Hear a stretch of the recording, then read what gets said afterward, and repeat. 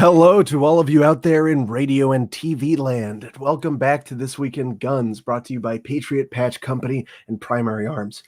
This show offers commentary on the latest firearms industry news, information, and buzz. I'm your host, Matthew Larosiere, and I'm joined here once again with my co-host, Shawn Herrin. Shawn, how is it going? It's going well.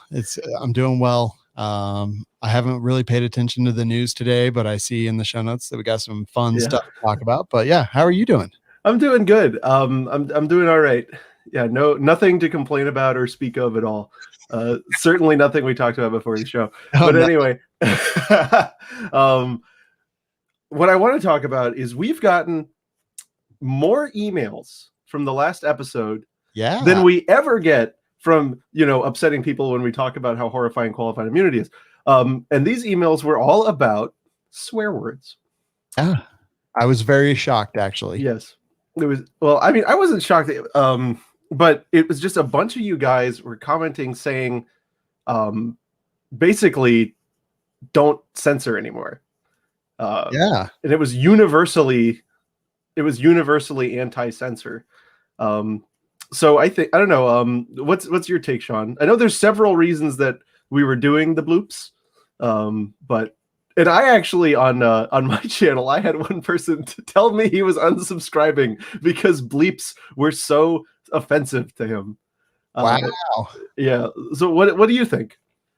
I love cussing, and I always have. And in fact, my career basically now is cussing. So I think it's great. I was actually shocked to get this because historically, and I did get some confirmation that, some people listen to this show, don't listen to WLS.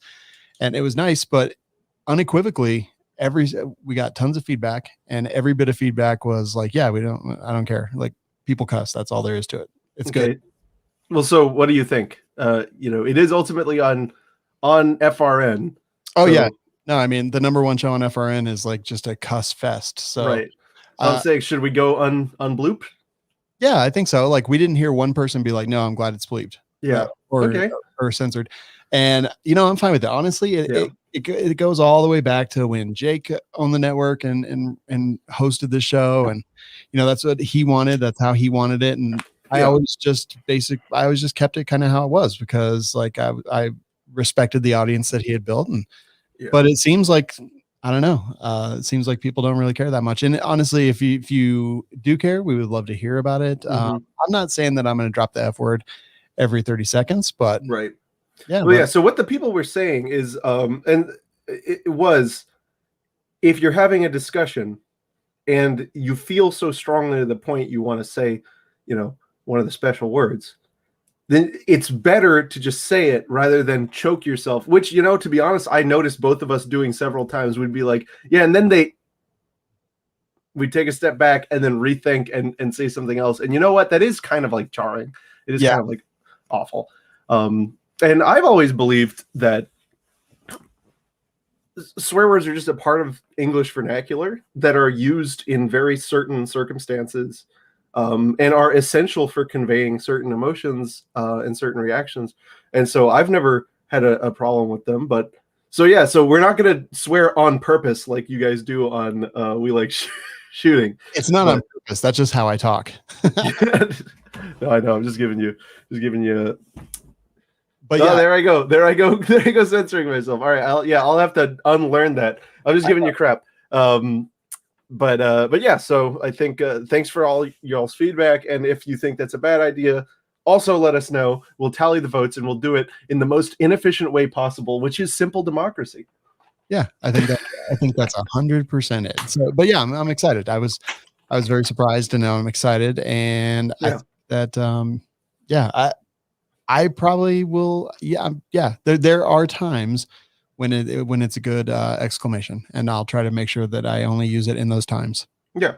No, just speak the way we usually speak. I mean, well, no, never mind. Go with what you said. I was like, no. I don't think that's a good idea. Yeah, no, if only they heard what we say before we go live. It's I think even y'all who were saying, no, it's fine, don't censor yourself. I don't know if you'd like it that much. Definitely not. Anyway, so thanks for all y'all's input. We definitely listen, and And it was good to hear all the feedback. I just noticed one of those guys who sent us an email about the qualified immunity. It left us a 4-star review. Oh boy. You like remember his name or whatever? It was no, but it just like it was basically the same thing. Oh, that's okay. We can disagree. Yeah, no, that's fine. And I mean, hey, it's 4 stars, right? It's not like and I rate him 4 stars as a listener, honestly. So dude, I'm ready. Yeah, I mean, I do think that it would be a good idea for us one day to just get all those guys together and have a discussion with them. I think it would be really good radio to just be like, it'd be like, well, okay, here's my conception of it. Tell me why I'm wrong, and then struggle through it. That would be fun. And so I don't hate you. I do think that you're kind of weak for going and like leaving a review like that with the same email, copy and paste it. That's pretty much. That's pretty weak, dude. But I don't have anything against you. Me either. It's like 4 stars, right? Like it's not not a 5-star listener. He's just like really a 4-star. Yeah, like 5-star listeners are people who are either just generally, good regular listeners or are aggressive human beings. A 4-star listener is one who regularly listens to the program and is a passive aggressive human being. I would still rate you a 5-star listener if you just like came out and like questioned the legitimacy of my birth. Rather. Wait, were you born in Kenya? Right. Oh gosh. All right. Let's talk about primary arms real quick. I found a thing, and there's a thing in stock. Actually, so the only reason I bring this up is because one of them Aftamets. Yeah, because a couple people have actually asked me recently where to get one of these, and I was like, man, I don't know. Like the past. Yeah, good luck. 2018 was a great place to get this. Yeah. Oh, well, I mean, even further back you go than that. Just all of you guys who were saying, yeah, no, don't buy those junky Romanian AKs. I'm sure you're wishing you had picked a few of those up for $400, $500, $600, yeah, back then. Because you know what? I'll tell you something. Those are good guns. They are. The Romanian made guns they're made on the same tooling as, the regular Kajir AKMs. They are good, sturdy, cold hammer forged, chrome lined, everything that you would want out of an AK is in there. A lot of people are like, don't ever buy Century Arms AK or I'll do a video on the Wasser 10 and they'll be like, oh, it's Century Arms. And I'm like, no, it's a Wasser 10. And like, oh, yeah, you're right. That's fine. It's a Kajir. Yeah. It's Century happened to bring it in and enlarge the magwell. Yes. But, and put a bunch of plastic on it. Sometimes. Yeah. 922 are stupid.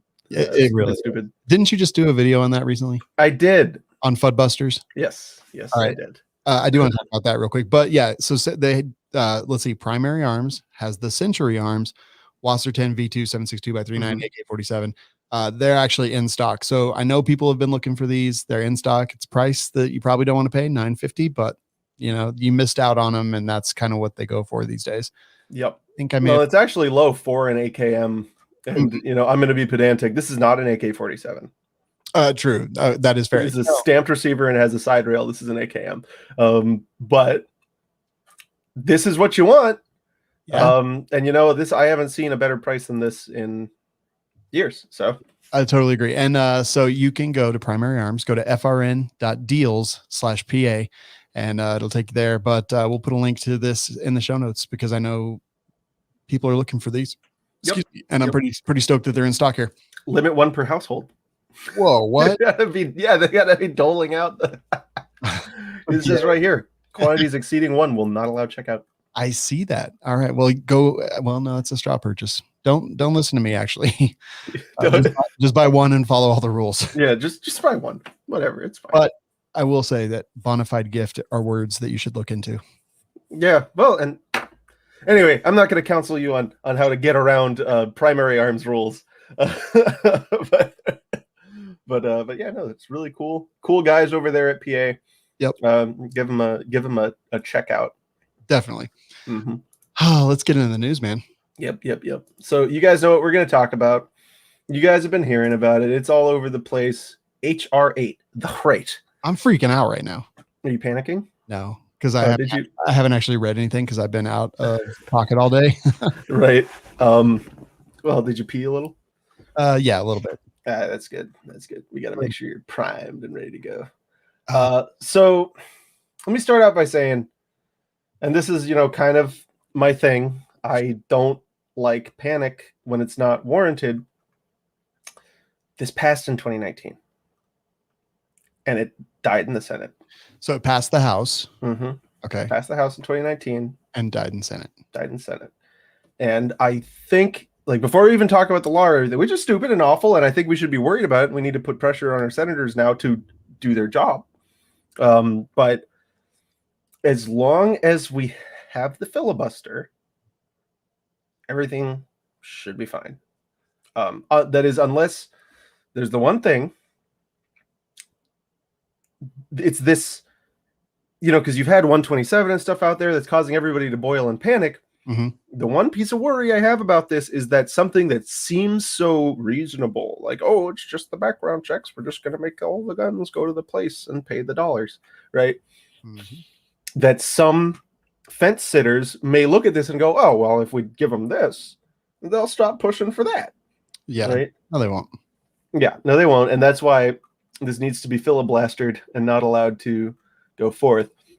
But so yeah, House passed it today. 8 Republicans supported it. I saw that. Mm-hmm. Rhinos, I guess. I don't. Well, although, what does Republican mean, right? Honestly, yeah. I mean, politician is corrupt. Yep. And they hold nothing except my contempt. What is HR8? It's basically it's a universal background check, right? Dude, it closes the gun show loophole. Is there? I saw it referred as the Charleston loophole today. I was like, wow, we're giving them new names too. Is there anything else in it, like any other bad stuff? Yes. Well, so there's actually 2 bills that went forth. So there's HR8 requires background checks for virtually all firearms transactions, and the other one, I forget the number. It's like a big number too. It's not the usual 3 digits or less. It's a big number. Watch, it'll be like 7, and everyone's going to tell me I'm an idiot. But what that does is gives the government more time to sit around twiddling their thumbs when you've bought a gun and they haven't given you a proceed or deny yet. Previously, it was 3 days. Yep. And we all know in practice that winds up, they wind up like giving themselves more time than that. But now they want to jack it up to 10. And you know what I think is so interesting? From a policy that was put in place back when, like, if you were lucky, your shop had a 28.8K baud modem, right? And now we're all like have devices in our pockets that talk to space to send us cat videos and pornography. Now's when they need to take way more time to click on the button, right? Right. That's preposterous. If anything, this should be reducing in time because, listen, in reality, this crap's instant. It's only not instant when they're doing nonsense, really. Right. Yeah, 100% agree. We have universal background checks in Colorado, and they're really stupid. It hasn't. I think they've been add-on charges for some stuff, but that's actually 100% it. And no one's actually been prosecuted directly under that. It's like a whole thing, and very useless. Criminals don't actually do any of that. They don't. Criminals don't follow these rules. This doesn't affect anybody. Criminals are not going to a gun store and doing a background check and taking their gun home and criming really hard. They're not. We know this. This doesn't affect anybody except people who already obey the law. Mm-hmm. Yeah, it's quite stupid. And the other thing, and you hear people say it all the time, and it's one of those things that's like a cry wolf thing almost. You hear it say so much that this was going to lead to a registry. That one I don't get actually, because no, it's not. Mm-hmm. I mean, it kind of does. Well, they're okay. I guess it's do you trust the ATF? Because they're required to get rid of these records, right? Only NICS. So, but wouldn't this just be but who holds on to the records? the FFL Who's required by? Yeah. for 20 Okay. years? Yep. And then on top of that, all these states that are point of contact jurisdictions, a lot of people think that, oh, well, it's because my state wants to do it themselves and they don't want, they don't trust the feds or whatever. Now, most of the states who are a point of contrast jurisdiction do it so they can keep the record. In Florida, this is something not many people know about this, but I went and figured this out. The cops can look at a weapon serial number and see if it was sold through an FFL in the state of Florida and to who it was sold to, because the state who runs the background check system here keeps all the data. They just hold on to it. So now you've got even more stuff going into all those state databases, right? And mine's not the only one. There's tons of them out there. Wait, so you guys, so in Florida, it's not just a NICS check, there's a state check as well? The state is the point of contact for NICS. Okay, and in the legislation where that became law, there was no data hold requirement or anything not on the state level. Wow, interesting. I think they generally, it's not publicly available, but they have it. That's interesting. In Colorado, we have the exact same thing. The state is our point of contact. I submit background checks. I'm an FFL. I submit background checks to the Colorado Bureau of Investigation. They run their stuff. They run NICS, and then they return a whatever, proceed or deny. Now, excuse me, but they are required to get rid of that data within 24 hours by statute. Right.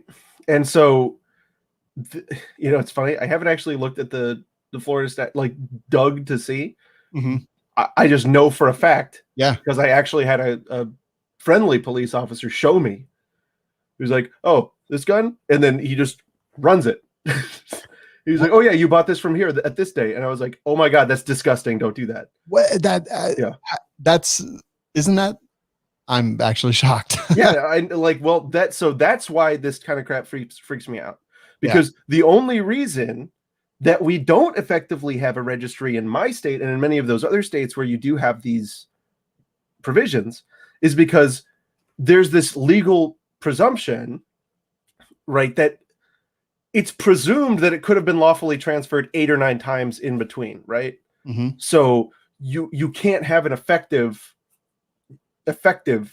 database, right, when the last transaction history is really not helpful, right? But then if the last transaction isn't in this, wasn't run through our system, it's presumably bad. So that means if they catch you with a firearm and they run it and they're like, whoop, doesn't line up, bad news, right?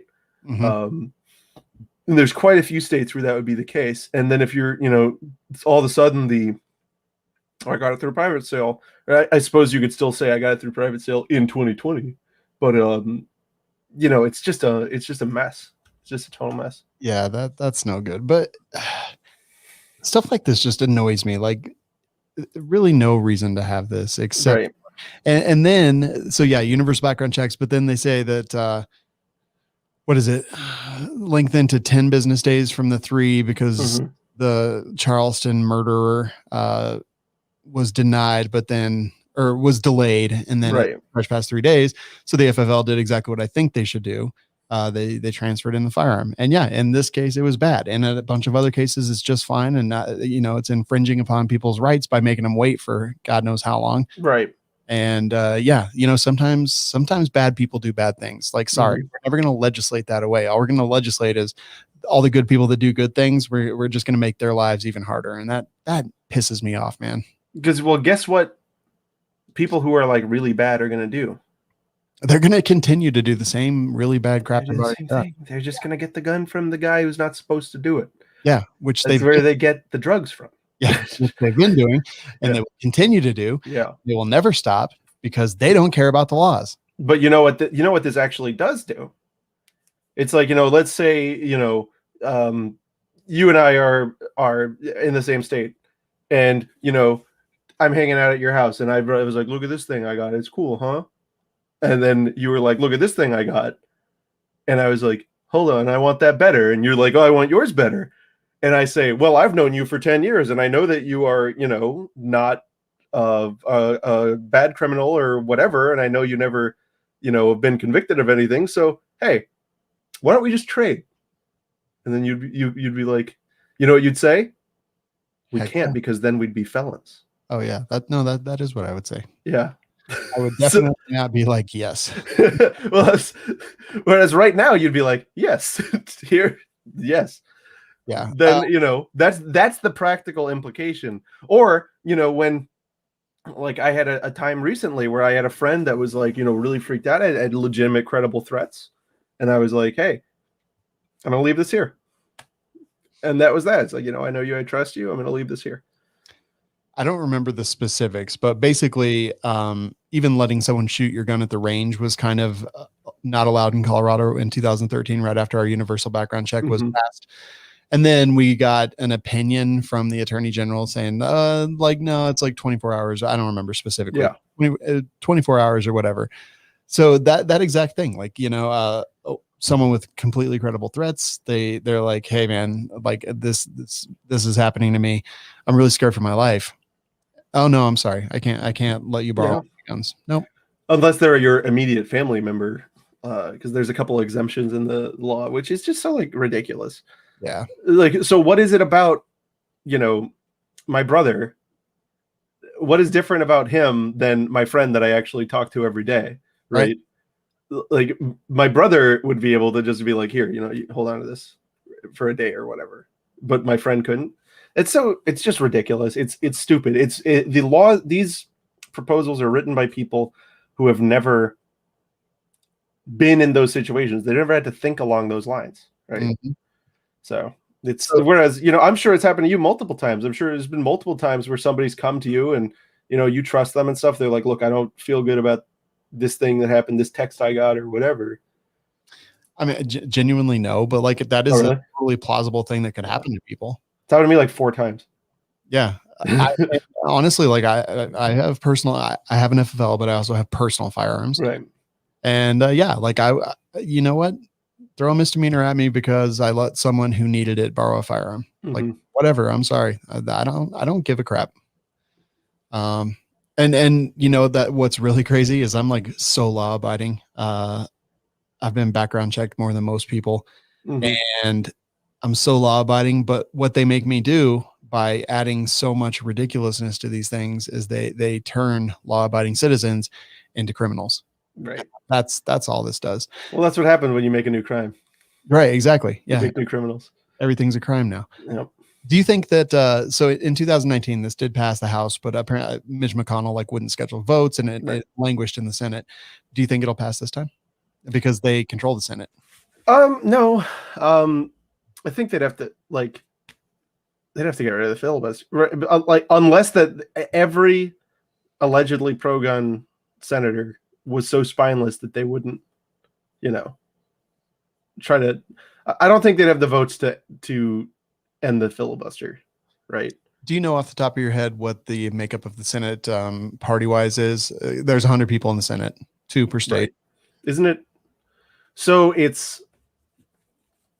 I think it's basically 50-50 the way it works out, because there's a couple independents and there's a couple, right?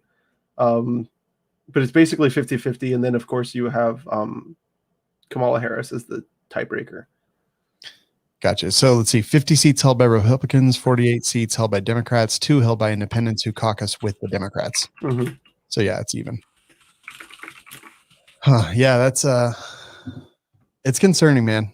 Right. But the cloture rule means you need 60 votes. Yeah, to end the filibuster. Right. We did have 8, and what is there? 435 in the House. Yeah. So the House was actually like fairly close for what it is. It was 227 to 203, the votes on HR 8. 430. 435 representatives. Okay. Yes. Mm-hmm. Yeah. So not all of them vote. It's weird. But yeah. I don't know. I don't think they'd have the 60 votes necessary to exercise, cloture. So I don't see it going through unless they pull some advanced trickery. Yeah. And we do have to worry about, wait, is Rubio, is he? Yeah, he's a senator. Yeah. Yeah. And he's also very small. Is he a tiny man? Yeah. I know he's a tiny man in stature. Yeah. It upsets me.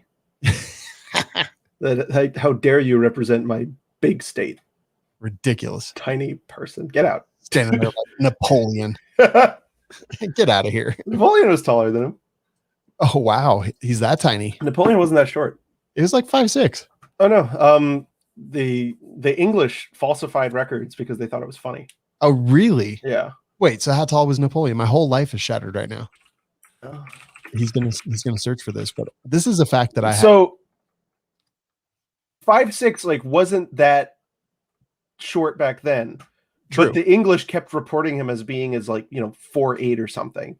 Oh, geez. or something ridiculous like that. But wait, hold on. So Napoleon was 5'6". How tall is? Wait, did I call that? Marco? Yeah, I called that. Yeah, no, you were right. Marco.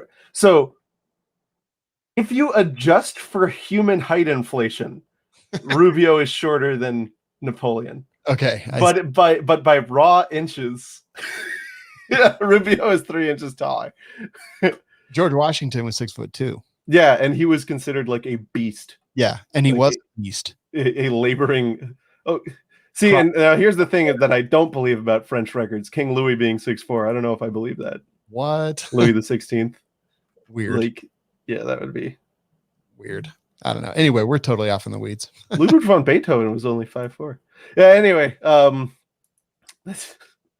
don't even know. I just like crapping on Rubio because he's a traitor.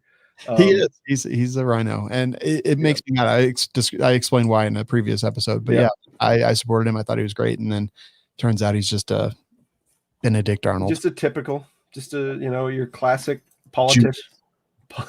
It's scary, yeah. Exactly. So yeah, no, I don't see it going. What do you think?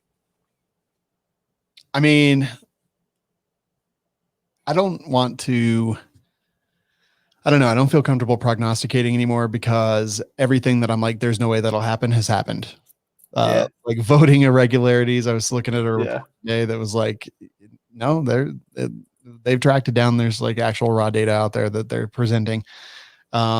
I didn't think that Biden would win. I didn't think that everything that would go on would happen. Like I didn't think a lot of things, and they all have happened. So while I hope in my heart of hearts that this doesn't pass and that we can stop this as well as all the other nonsense coming down the pike, at this point, it wouldn't surprise me if it did. Okay. Yeah, it would be a bad time. That's it would. Sure. Yeah, it would. Especially me personally, this would just like screw so much up. And I'm on an FFL too. I'm a responsible party on an FFL as well. But like, I don't want to be like, oh, hey, let's trade the gun. Okay, we got to go to the shop real quick. Yeah. You know who this is a boon to is a boon, not the Linux operating system, but a boon to is FUD FFLs. Yep.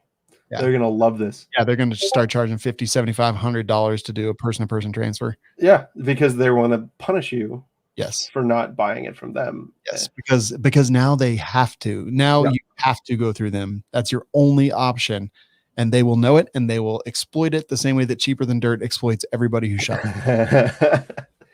Oh man. And like what this really hurts is all of the rural poor out in the middle of the country that have one FFL for 100 miles. Right. And what's that kind of, and let's be honest, if you were him, you'd at least think about it, right? Like it's a perverse incentive. Hello, doggo. She came to visit. Yeah. She says, I hate FUD FFLs. Yeah, she does. But yeah, so it's bad news. Hopefully it doesn't go anywhere. We'll see. Yep. Speaking of bad news. Yeah. Okay. So we've been talking about senators. 4 of them have been urging President Biden to take executive action on ghost guns. Ghost guns. That sounds scary. Spooky ghost guns. Oh my goodness. Okay, that was amazing. First of all, but so yeah, these this little group of musketeersons led by New Jersey's Robert Menendez, they wrote to Biden in this, love letter saying, "Oh, the gun problem, it's so bad while you're waiting for Congress, maybe the blah, blah, blah. Specifically, we request that you immediately direct the Bureau of Alcohol, Tobacco, Firearms, and Explosives, ATF, to," as Biden doesn't know what the heck they're talking about. He probably to regulate these firearms under the Gun Control Act and ensure that they are subject to a background check. Additionally, the ATF should collect data on when ghost guns are used in crimes and publicly release that information. Now, but they're not ghost guns anymore if you make them not ghost guns. So, why? That is true. Of course, Feinstein co-authored this, Blumenthal from Connecticut, and Markey from Mass. Markey, Bismarcky. Yeah. So executive action is a suggestion to ATF or something, but executive order actually does hold force of law, correct? Well, yeah, and so people use the terms interchangeably, and so we're not actually sure what they're asking for. When he's telling, an executive action can become law if the agency follows through with the wish, right? So basically, what they're asking for him to do is to tell ATF in DOJ to redraw the definition of frame or receiver to include 80%, partially machined ones. That's what's being requested here, because that's all they know about. Of course, this wouldn't cover a large portion of homemade firearms that exist out there, but it would cover the ones that they're scared of. We all know that's what they're thinking about. They're thinking about AR-15 80%. They're thinking about polymer 80s. That's what they want to go after. They want them all to have a serial number. Yeah, this is so annoying. In the article from Bearing Arms, it even says King George didn't try to tell colonists they couldn't make their own firearms. I'm like, that's actually very well put. Like, even the people who have tried to rule over us with an authoritarian hand have never attacked making our own firearms in our garage. He did try to seize our gunpowder, though. Did. And that's what started the whole thing. Exactly. But yeah, he never was, and I mean, when you look at legal scholars from that era, even the French knew that you couldn't regulate that. Even they were like, no, you can't tell somebody they can't make a weapon to use in defense of themselves. That's ridiculous. That was just a common thought back then. It was a thing that was beyond the reproach of a legitimate state. If this actually happened, if there was an executive order, the ATF started doing this, what legal argument do you think we would have as freedom-loving individuals? We'd have to argue that the change in definition, because that's what it would certainly come through, is a redefinition of frame or receiver, which we already know they're wanting to do. We'd argue that it was arbitrary and capricious. We'd challenge whatever their proposed definition was. There's multiple ways you could do that. One of the most handy ways would be through the filing of comments that highlight these serious issues. And then when the agency ultimately fails to address those issues, suing. Because it's dangerous for them to do that because of the way that receivers are considered the firearm by the ATF anyway, even though it's not actually a thing that should be, right? Yeah. The whole framer receiver definition thing is so funny, because when they wrote the regulation, it's very clear what they were thinking of. Revolvers. They flat out described a revolver frame in perfect detail, and that's it. That's the only thing that the regulatory definition describes, and they've just been pretending that it covers everything ever since. Because it includes hammer mechanism, the thread to receive the barrel, the breech face, all of this like in one singular part.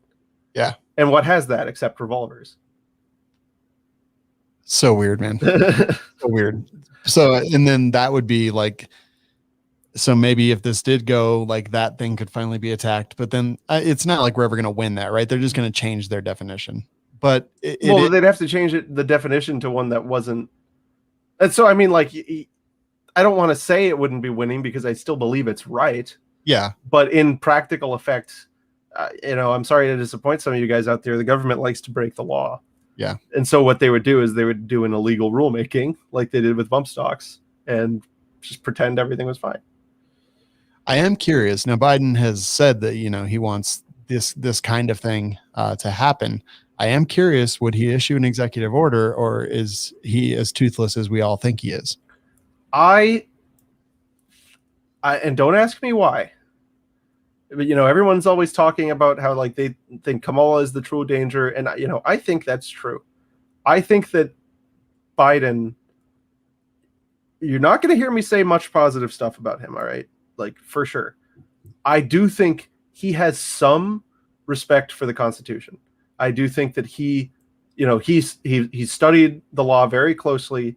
He knows how it's supposed to work. And he said on multiple occasions that this is not how you do this. I don't know why he would say that unless it was out of a respect for the constitutional structure, not the Constitution, right? Because of the whole Second Amendment thing, but at least respect for the structure of our government and the Constitution. I think that if Biden has anything to actually say about it as a statesman, he would avoid doing that. That's my own, and I know you guys are going to grill me. I'm not saying he doesn't want to do it. I think he wants to sign that bill so bad. You kidding me? Like, I think he wants to sign it so bad. I don't think he wants to do it through the administration. Interesting. Lastly, on this one, one last question that I had for you.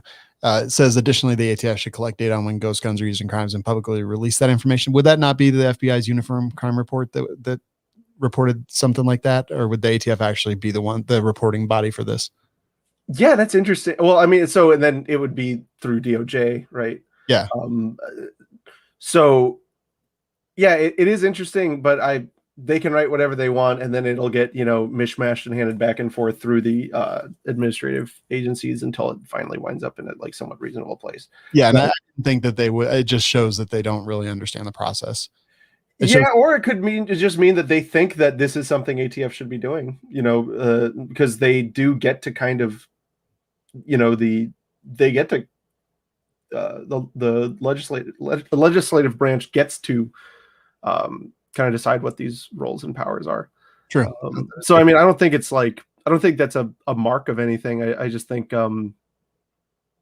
it's a thing they're doing now in all of the new gun control proposals, is that they're saying that, and the agency tasked with this is also going to tell us about it every year, which makes me think too, because what is their purpose, right? There must be some gamesman purpose there. Yeah. And so is it to say, look, see number go down, but what are they going to do when number don't go down? Because it won't. They'll read data in a way in which it has their expected outcome. Yeah, you think they learned that lesson from the assault weapon ban because all of the data was so bad for them? True. So I don't know. Yeah, maybe they did learn their lesson and now they're going to fix it. Right. But I just think, to me, when I look at that, I'm just thinking, you're going to do assault weapon ban again and everyone's going to be like, look, it didn't do anything. Right. Exactly. Yep. Did you know that Adidas stands for All Day I Dream About Shooting? Yes, but only comm block cartridges. Right. But so, yeah, let's talk about them. Our friends at Adidas. We got an article up here from Mom at Arms. Pretty cool. I don't know. Is it a blog? I don't know. It's a website on the internet. Yes. I've heard of this. Al Gore invented this. Yeah, he put some hamsters in the tube and there it was. Exactly. So yeah, you guys might remember a while back, Mom at Arms came out with this shirt. It's on screen now, and it's quite vile, but it's funny, right? It's the Moms Demand Action logo and then a bunch of stick figures going at it. So Everytown went after them, right, to get their shirt supplier to stop printing these saying, no, you're using our logo. No. Well, Moms Demand did some digging and they just uncovered that a while back, Adidas was opposing their trademark registration for the 3 horizontal lines. So yeah, the Everytown logo is 3 horizontal lines interrupted at the left third. I don't know what it's supposed to signify, but it's a pretty awful logo. And Adidas is, has trademarked the 3 horizontal white lines. We all, relate it to Slavs in tracksuits, etc. Yeah. Oh, he's pulling it up. Yeah, now I'm like, wait, is that what Adidas? Like, no, so they have that, but they also have registered the 3 lines. Interesting. Yeah. Just 3 lines in general. Mm-hmm. Huh. 3 horizontal lines. And so the fact, like, Everytown was registering this for multiple purposes, including making merchandise, shirts, and clothing. And so you see that on the left? Yeah. That's a registered trademark. Interesting. But okay. So if Everytown was able to register without any fuss the interrupted 3 lines, that would mean bad things for like the tracksuit market if you're Adidas, right? Yeah. So I just think this is really interesting. They did eventually come to an agreement. Adidas and Everytown worked behind the scenes, and they were allowed to move forth. But yeah, see here, right here, Adidas opposes Everytown logo trademark application. Yeah, pretty crazy. This article is a little bit confusing because it's got this Moms Demand action. Yeah, but with a bunch of like stick figures having sex. Mm-hmm. So that's them showing like what they did and that Everytown crapped on them for, which is hilarious, actually. Yeah, no, it's pretty good. And then at the bottom, you see the Everytown logo right next to the Adidas, registered trademark. Yeah, and it's very interesting. So the real trolley move would be for Everytown to release tracksuits that have the interrupted 3 lines. Yeah, I want Adidas to win, but that's only because I hate Everytown with a yeah. Well, and like, I mean, I don't really care about intellectual property as a general concept, but I just think this is funny that Everytown was getting all angry at Mom at Arms for doing a funny joke shirt, right? And then you reap what you sow. You want to play the IP game, and someone's going to play it against you. But yeah, like I said, this isn't ongoing. They came to an agreement with Adidas, but Mom at Arms just uncovered all this information, and I was thoroughly entertained by it, and I thought you guys might be too. It is entertaining. Go check out the article. There's all kinds of back and forth, and it's pretty funny. And some good memes too. Definitely. All right, so now we've got a bunch of state law developments for you guys. I just figured we'd cover them kind of rapid fire. We got like 3 or 4 different things to talk about. First up, Kansas HB 2058. It passed the House in the state. It would recognize all out-of-state carry permits and allow individuals aged 18 to 20 to apply for a Kansas concealed carry permit. So that's pretty cool, right?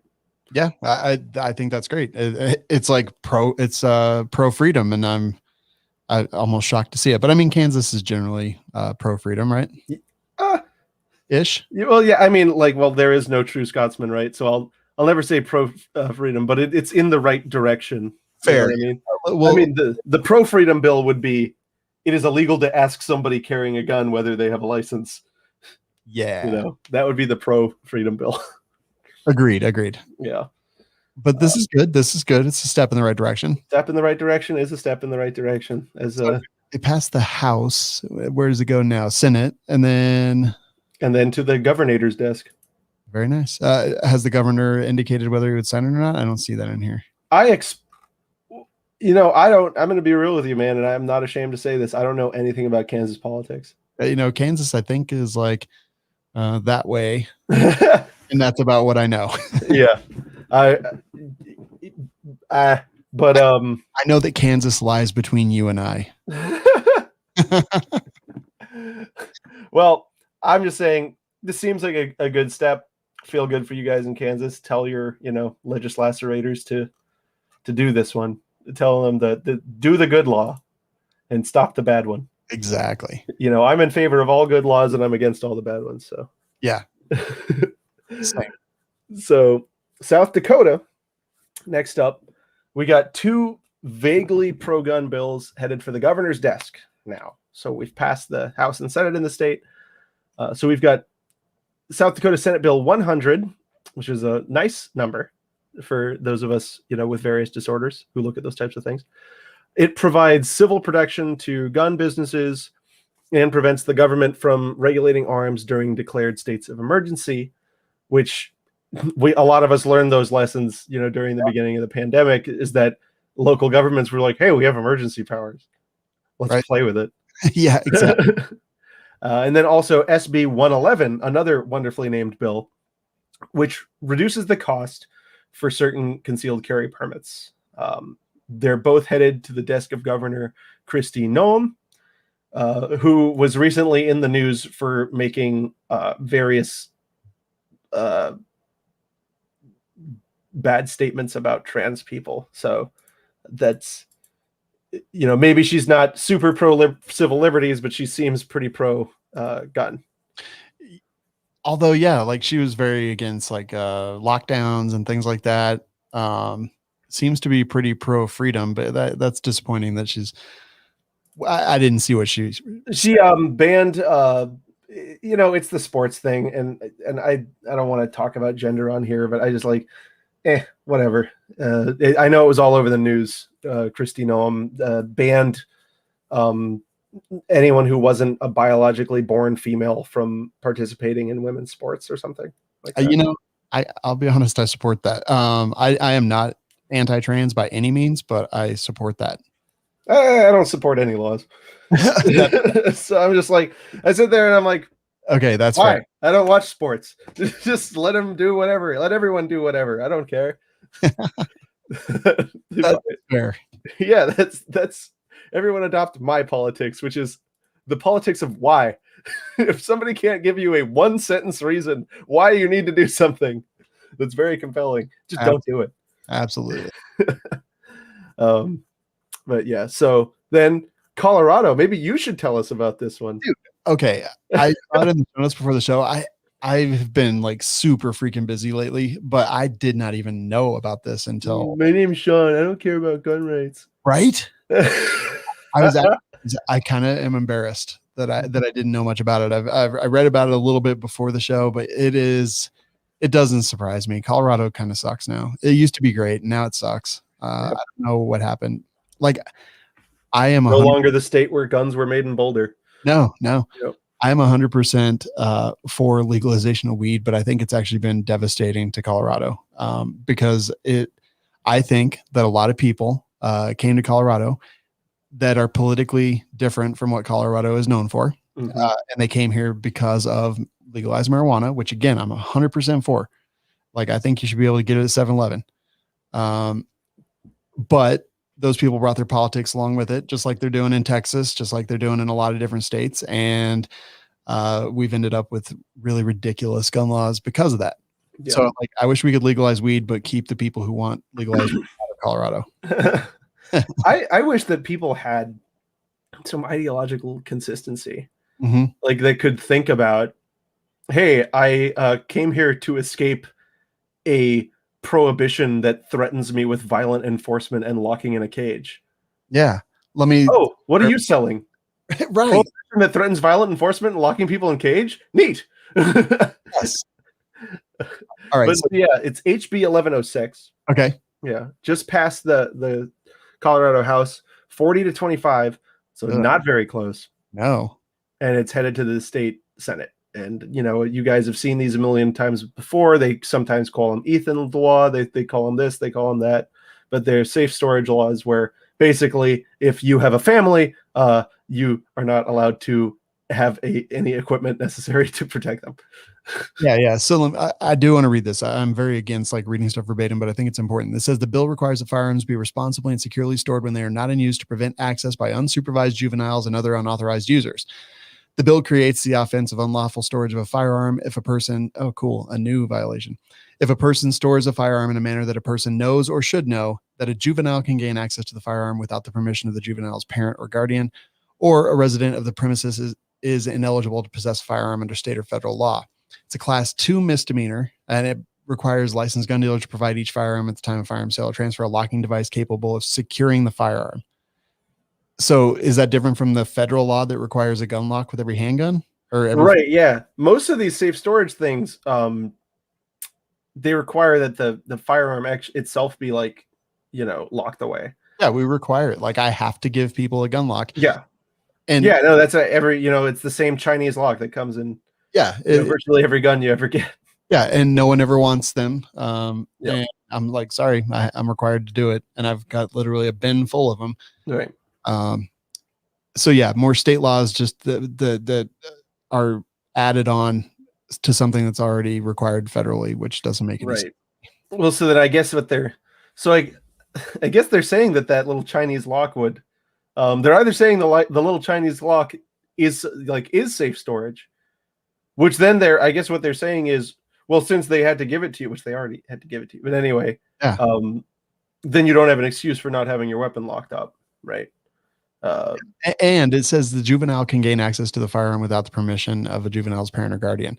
Like ability. Like what if your kid's like a master lock picker? Like, I don't understand. Like, is permission what if the kid just has constant permission? Yeah. Or what if I just told them, no, don't touch that? Yeah. This is another poorly written. I swear to God, Colorado has the most poorly written laws ever. It's the whole reason that the attorney general had to literally put out a thing saying, no, someone can shoot your gun at the range. Yeah. The law in 2013 was written so poorly that it was because they were all blasted when they were right. Oh, dude, check it out. I banned the gun. Actually, that says Jim, GYM. Oh, no. Jim gets loaded into it. That's terrible. To a black van. The anti-Jim law. But yeah. All right. Last up, we got some good. This was on Loose Rounds, and this was making the rounds. Shawn, you got to pull this up. This is a plate carrier that everybody should want. Oh dang! I just heard banjos in my head. That belt buckle. Because what if there's a hootenanny at the hoedown? Right. Okay. For the people who are listening, it is a tactical denim plate carrier.